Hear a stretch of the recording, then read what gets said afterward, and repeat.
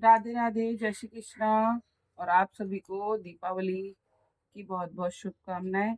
और आज है कार्तिक मास का 13वां दिन और हम पढ़ रहे हैं श्रीमद् भगवत गीता का पाठ, जिसमें आज हम 8वें अध्याय का महात्म्य पढ़ेंगे।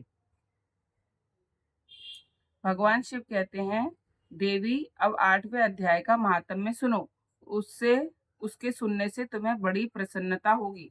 लक्ष्मी जी के पूछने पर भगवान विष्णु ने उन्हें इस प्रकार अष्टम अध्याय का महात्म्य बतलाया था। दक्षिण में आमर्दकपुर नामक एक प्रसिद्ध नगर है। वहां भाव शर्मा नामक एक ब्राह्मण रहता था, जिसने वैश्या को पत्नी बनाकर रखा था।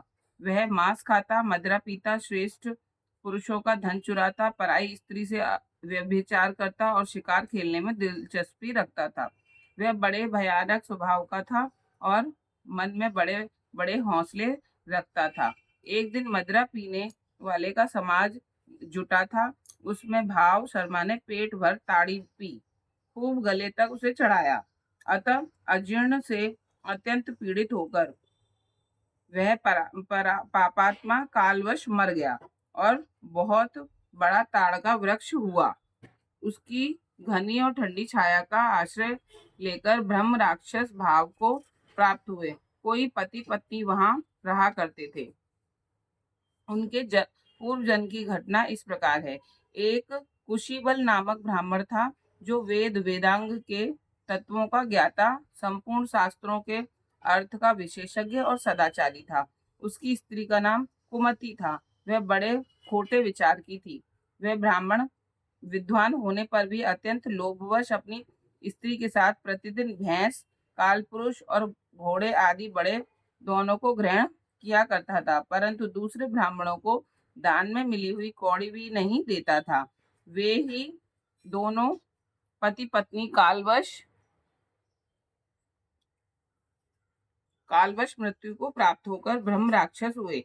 वे भूख और प्यास से पीड़ित हो इस पृथ्वी पर घूमते हुए उसी ताड़ वृक्ष के पास आए और उसके मूल भाग में विश्राम करने लगे।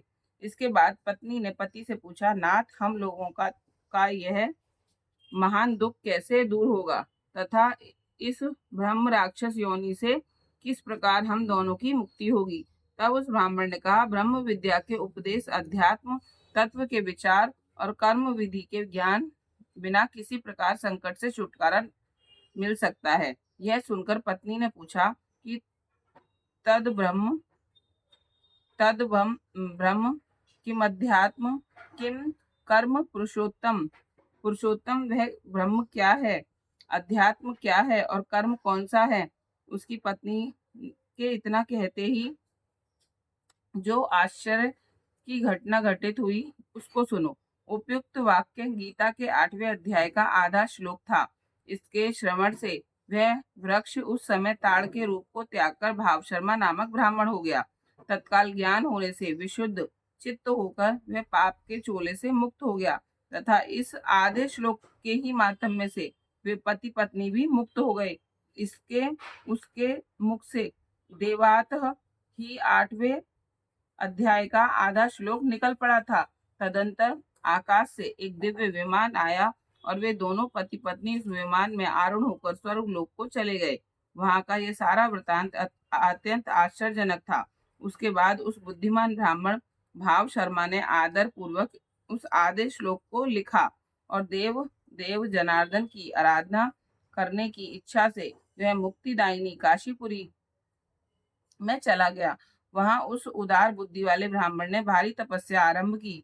उसी समय क्षीर सागर की कन्या भगवती लक्ष्मी हाथ जोड़कर देवताओं के भी देवता जगतपति जनार्दन से पूछा, आप सहसा नींद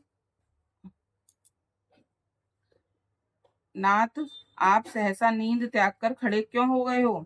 श्री भगवान बोले, देवी, काशीपुरी में भागीरथी के तट पर बुद्धिमान ब्राह्मण भाव शर्मा मेरे भक्ति रस से परिपूर्ण होकर अत्यंत कठोर तपस्या कर रहा है। वह अपनी इंद्रियों को वश में करके गीता के 8वें अध्याय के आधे श्लोक का जप करता है। मैं उसकी तपस्या से बहुत संतुष्ट हूँ। बहुत देर से उसकी तपस्या के अनुरूप फल का विचार कर रहा था। प्रिय, इस समय वह फल देने को मैं उत्कंठित हूँ। पार्वती जी ने पूछा, भगवान श्री हरि सदा प्रसन्न होने पर भी जिसके लिए चिंतित हो उठे थे, उस भगवत भक्त भाव शर्मा ने कौन सा फल प्राप्त किया? श्री महादेव जी बोले, देवी, द्विज श्रेष्ठ भाव शर्मा प्रसन्न हुए। भगवान विष्णु के प्रसाद को पाकर अत्यंत सुख मोक्ष को प्राप्त हुआ तथा उसके अन्य वंशज भी जो नरक यातनाओं में पड़े थे, उसी के शुद्ध कर्म से भाग भागवत धाम को भगवत धाम को प्राप्त हुए। पार्वती के 8वें अध्याय का महात्म्य थोड़े में ही तुम्हें बताया है, इसलिए इस पर सदा विचार करते रहना चाहिए। ये 8वें अध्याय का महात्म्य पूरा हुआ। अब हम कल पढ़ेंगे 8वां अध्याय। ओम नमो भगवते वासुदेवाय नमः।